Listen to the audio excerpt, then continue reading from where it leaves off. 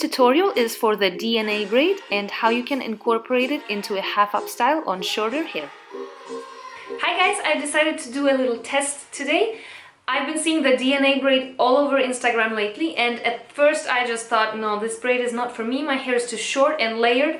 Like if I pull all my hair to the side and try to braid it, it's way too short. And even if I attach extensions to it, I've got too many layers here that would just stick out. So I kind of dropped the idea. But then I remembered I had a similar problem when I tried to do the 5-strand intricate braid on myself.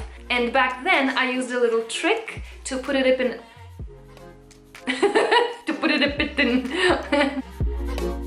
I came up with an idea of how I could put it up in a half-up style. So today I'm going to test this trick again, and for the first time ever I'm going to do the DNA braid on myself with you guys watching, and together we will see if it works or not.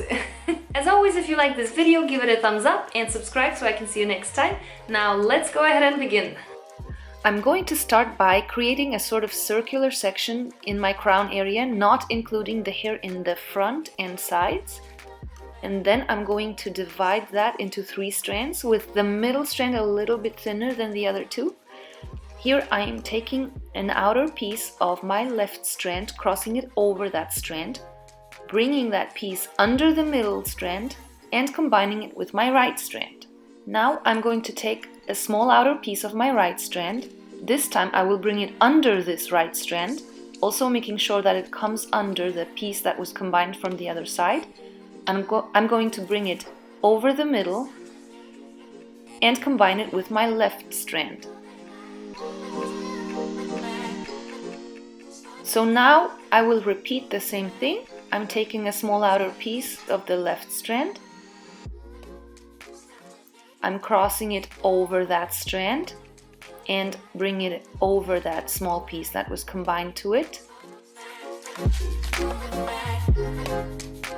Now I'm bringing it under the middle strand and combining it with my right strand.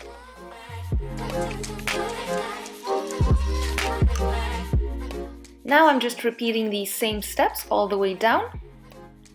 And I also heard it's very important to try to keep the braid as tight as possible so that it will start twisting on its own once you're done and kind of make that DNA effect.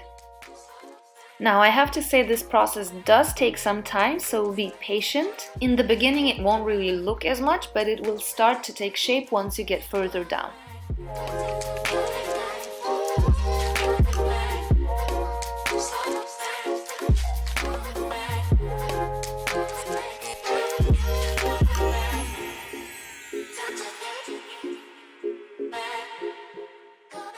The reason I divided a circular section in my crown area without including the front and side pieces is that I wanted to get a section of hair with the most unified length possible.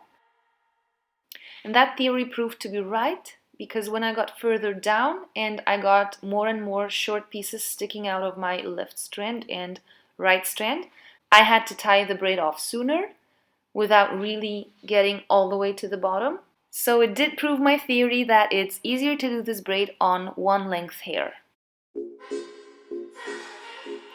Okay, so before I really speed things up here, let's go over this again. Take a small outer piece of the left strand and cross it over that left strand. Bring it under the middle strand and combine it with the right strand. Now take a small outer piece of the right strand, cross it under the right strand and bring it over the middle and combine it with the left side.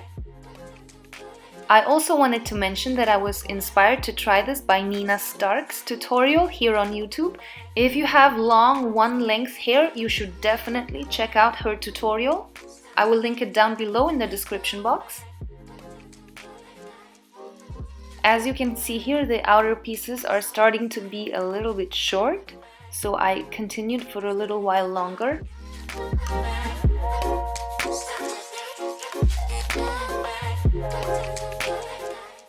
I was kind of surprised there that it actually worked. because I thought it was gonna be too short to do that twist action, and of course I found it a little bit short compared to my hair length, but I figured that if I curled my hair, this might actually turn into something. So to get the rest of the hair into this style without covering the DNA braid, I decided to do rope twists starting from the front, and then I'm adding in extra hair only to the bottom strand and then twisting it over away from my face. I continue until I've added all of the hair from the front that I want to add in. Then I loosen up the twist and pin it in the back of my head over the braid, like I've already done with the previous one. And after that, I just make sure to tuck in all the ends and pin everything in place with bobby pins. Now this is a slightly messier version of a twisted crown. If you prefer a neat look, then you should definitely check out my other video on the 5-strand intricate braid in a half updo as well. I used a similar technique but did things slightly different, so I will link the video in the description box below if you want to check that out as well. So here's the finished result after I've already curled my hair, and I started the curls a bit lower so that the DNA braid wouldn't completely disappear in them. All in all, I'm quite happy with the finished result. I do wish that my hair was a little bit less layered so that I could braid the DNA braid a little bit further down, because the longer it is, the more it kind of spins and the more it would show up. But I still think the end result is quite pretty. I also think that even if you have overall shorter hair than mine, but you don't have layers, you can still get away with it. I would recommend you leave this one for a day you have a little bit more time, because it is quite time consuming. If you like this tutorial, please hit the thumbs up button and subscribe. I hope to see you next time. Bye!